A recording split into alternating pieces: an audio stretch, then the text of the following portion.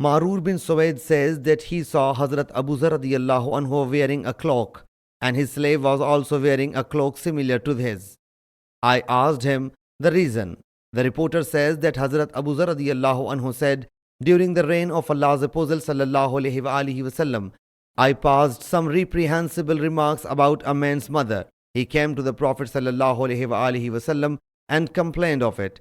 The Prophet sallallahu alaihi wasallam said, you are a man who has the habits of the period of ignorance. They are your brothers and your servants. Allah Jalla Jalaluhu has made them your subordinates.